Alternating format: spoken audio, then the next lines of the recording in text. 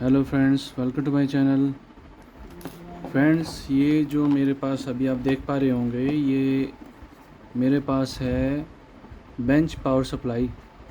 ये bench power supply जो है, इसका काम होता है, हम जितनी वोल्टेज और एम्पियर इसके अंदर सेट कर देते हैं, ये उतनी ही वोल्टेज और एम्पियर इन तारों से बाहर निकालती है, जिसको हम किसी सर्किट की टेस्टिंग के लिए, किसी सर्किट को टेम्परेली पावर देने के लिए यूज़ करते हैं।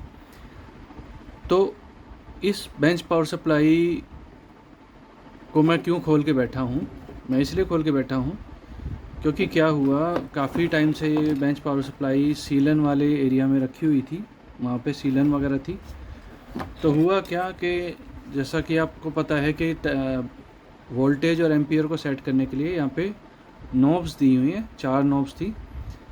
एक थी मेन वोल्टेज को सेलेक्ट करने के लिए, सेट करने के लिए। दूसरी उसकी फ़ाइन एडजस्टमेंट थी। मान लीजिए यहाँ पर 12 वोल्ट सेट कर दी, या हमें चाहिए पर 12.5 चाहिए, तो हम 12 यहाँ पे सेट करके 12.5 यहाँ पे सेट कर सकते हैं। ऐसी करंट का भी है। मान लीजिए 1 एम्पियर हमने सेट कर दी यहाँ पे, और उसके बाद 1.3 या 1.2 एम्पियर इसमें सेलेक्ट करने थे, तो फाइन एडजस्टमेंट के थ्रू हम कर सकते हैं। इसमें लिखा भी होता है कोर्स और फाइन, करंट, वोल्टेज, कोर्स और फाइन। तो क्या होता है कि जैसे ये 30 से लेके, मेरे ख्याल से 0 से लेके 30 वोल्ट तक इसको सेट कर सकते हैं। पर जब हम सेट करते हैं तो क्या होता है कि हमें मान लीजिए बहुत एक्यूरेट सेटिंग करनी है। तो उस टाइम पे क्या होता है, एक्यूरेट सेटिंग करते वक्त जो है 12.1 12.2 पहुंच जाती है सेट करते वक्त। तो ये क्या था, ये मेरा ख़राब हो गए थे, पोटेंशियोमीटर बोलते हैं इनको, ये ख़राब हो गए थे। तो इन पोटेंशियोमीटर को मेरे को चेंज करना था। मैंने सोचा कि पोटेंशियोमीटर को, ये दूसरे तरह का पोटेंशियोमीटर आप देख पा रहे होंगे, ये थोड़ा सा बड़ा दिख रहा होगा, अगर इसके मुकाबले देखें तो ये उससे काफ़ी बड़ा है। और इसकी पिन जो है, पिन का सिस्टम भी अलग है। इसमें इस तरह का पोटेंशियोमीटर में क्या होता है, सेंटर वाली पिन जो है, होता क्या है, ये पिन और इस पिन, इन दोनों पिनों के बीच में एक कार्बन की फिल्म होती है, परत होती है। और उस कार्बन की फिल्म के ऊपर ये बीच वाला जो पॉइंट है, इसमें पत्तियां होती हैं, बारीक ब्रशेस कहते हैं जिसको, या इसको कुछ और भी कहते हैं, स्लाइडर कहते हैं, कुछ इस तरह का वर्ड कहते हैं।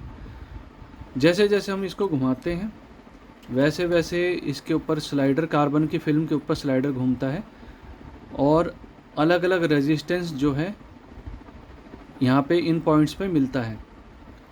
तो जितना हम इसको, अगर हम क्लोज़ कर देंगे पूरी तरह से, तो ये पॉइंट और ये पॉइंट आपस में सबसे कम रेजिस्टेंस दिखाएगा, 0 रेजिस्टेंस दिखाएगा। और ये बीच वाले पॉइंट और लेफ़्ट वाले पॉइंट जो है, इसमें मान लीजिए अगर ये 10 किलो ओम्स का है, तो बीच वाला पॉइंट और सबसे लेफ़्ट वाले पॉइंट के बीच में 10 किलो ओम्स दिखाएगा। तो अगर इसको हम पूरा खोलेंगे, जितना जितना हम खोलते जाएंगे, उतना इन दोनों के बीच में रेजिस्टेंस कम होता जाएगा, और इन दोनों के बीच में रेजिस्टेंस बढ़ता जाएगा, कि वो एक तरह से स्लाइडर ऐसे उसके ऊपर घूमता है। तो वो जो पत्ती होती है वो ऐसे ऐसे घूमती है इन कार्बन फिल्म के ऊपर। तो अब ये क्या है, ये घूमता है 270 डिग्री या ऐसे कुछ घूमता है। ये देखिए पूरा नहीं घूमेगा, 270 है, पता नहीं 230 डिग्री ऐसे कुछ है। देखिए ये यहाँ पे, यहाँ तक घूमा, ये वाला हिस्सा इसका वजह। अब ये जो पोटेंशियोमीटर है, इसको कुछ बोलते हैं, रुकिए मैं बताता हूँ, हाई रेजोल्यूशन पोटेंशियोमीटर बोलते हैं इसको, या इसको फाइन एडजस्टमेंट पोटेंशियोमीटर भी बोलते हैं, और भी काफ़ी नाम है इसके।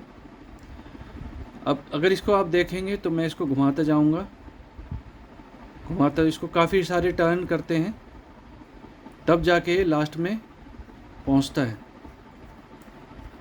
देखिए कितने टर्न करने के बाद ये लास्ट में पहुंचा है। ऐसे ही इसको वापस टर्न करेंगे तो कम से कम 7-8 टर्न के बाद ये, 7-8 क्यों 10-12 टर्न के बाद ये इस तरफ बंद होगा। तो बेसिक प्रिंसिपल इसका ऐसा ही है जैसे इसका है, पर इसमें टर्न्स जाते हैं, टर्न्स जो हैं इसके अंदर ज़्यादा होते हैं। तो यानी इसको फाइन एडजस्ट कर सकते हैं, जितना ज़्यादा घुमाएंगे, जितना इसको घूमने में टाइम लगेगा उतना ही हम फाइन एडजस्टमेंट, फाइन ट्यूनिंग इसके अंदर कर सकते हैं।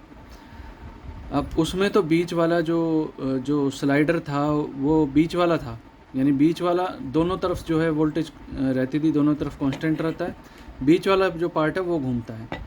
इसमें यहाँ पे बीच वाला नहीं घूमता। इसमें क्या होता है, ये जो लास्ट वाला पॉइंट है ये स्लाइडर है आपका, और ये दोनों पॉइंट है ये मैक्सिमम और मिनिमम के हैं, मतलब लेफ़्ट और राइट वाले हैं। ये बीच वाला है, ये जिस पे मैं फिंगर लगा रहा हूँ ये बीच वाला है। ये दोनों अलग अलग हैं। तो मैं आपको दिखाता हूँ कैसे।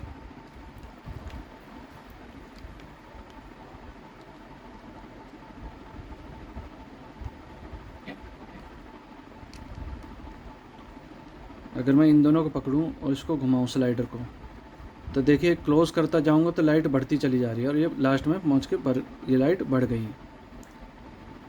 यानी इस तरफ क्लोज़ किया तो ये दोनों पॉइंट आपस में जुड़ रहे हैं। अब इसको मैं खोलता जाऊँगा तो ये पॉइंट अलग अलग होते जा रहे हैं, और इस वाले पॉइंट पे कंटिन्यूटी बढ़ती जा रही है।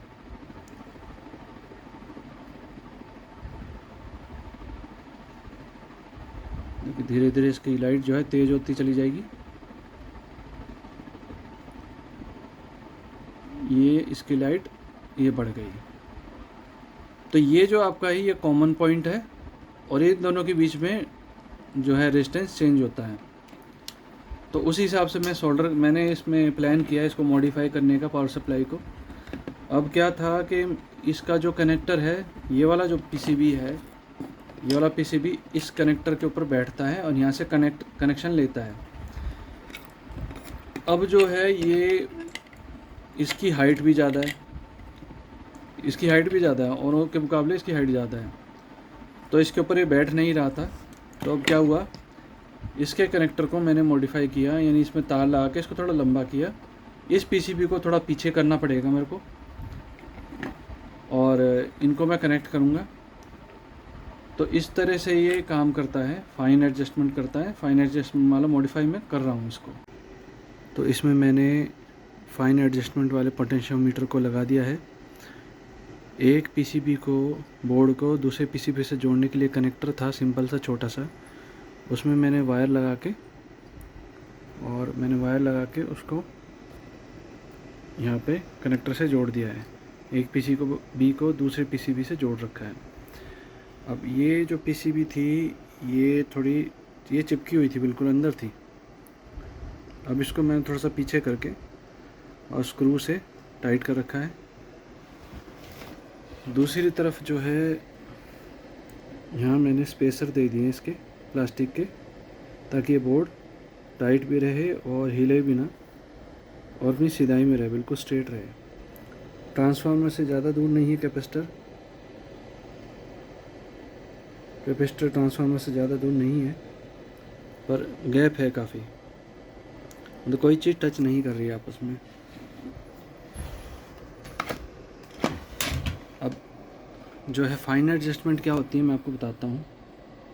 देखिए करंट तो यहाँ से यहाँ तक ये एडजस्ट कर पा रहे हैं हम, और वोल्टेज को अगर आप देखेंगे तो मैं यहाँ से इसको पहले फाइन वाले को कम कर देता हूँ। अब इसमें देखिए मैं इसको फाइन ट्यून कर सकता हूँ। 0 वोल्ट आ गई। अब यहाँ पे मैं इसको मान लीजिए 12 वोल्ट पे सेट करता हूँ, तो मैं बड़े आराम से थोड़ा थोड़ा करके भी मैं अपनी वोल्टेज सेट कर सकता हूँ। तो इस तरह के पोटेंशियोमीटर में ये फ़ायदा होता है कि हम फाइन एडजस्टमेंट कर सकते हैं। थोड़ी थोड़ी वोल्टेज भी हम इसके अंदर एडजस्ट कर सकते हैं। देखिए मैं इस फाइन एडजस्टमेंट वाले का यूज़ ना भी करूं तो भी कोई दिक्कत नहीं है, पर मैं इसमें फ़ाइन एडजस्टमेंट इसमें कर सकता हूं। देखिए 4.5, 4.20, 5.20, 5.32 इस तरह से थोड़ा थोड़ा घुमा के मैं कर सकता हूँ, पर वो पहले वाले केस में नहीं पॉसिबल हो रहा था। और ऊपर से और भी ज़्यादा फाइन एडजस्टमेंट करनी हो 5.52, अभी देखिए 5.52 आ गया, 5.55 तक मैं मतलब पॉइंट में भी एडजस्टमेंट मैं कर पा रहा हूँ। तो इसको जैसे ये देखिए मैं इसको कितना ज़्यादा घुमाना पड़ रहा है कोई भी वोल्टेज के लिए। जैसे 12 पे मुझे करना है तो मैं 12 पे इसको सेट करूँगा। 12.5 एक्यूरेट रखनी है, मान लीजिए मुझे बिल्कुल एक्यूरेट रखनी है 12.5। तो यहाँ पे मैंने, और इससे मैं 12.5 की वैल्यू में चेंज करूँगा। ये 2 वोल्ट के बीच की वैल्यू हम इसके अंदर सेट कर सकते हैं। आप देख सकते हैं बिल्कुल 12.5 हम सेट कर सकते हैं इसके अंदर।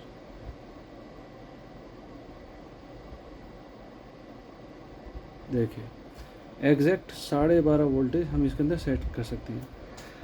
ये सिर्फ डिजिटल वाली सेटिंग में, डिजिटल वाले पावर सप्लाई के अंदर पॉसिबल हो पाता है, पर अब ये 12.5 के एग्जैक्ट वोल्टेज इसके अंदर भी पॉसिबल हो पा रही है। तो इसलिए इस तरह के पोटेंशियोमीटर का फ़ायदा होता है।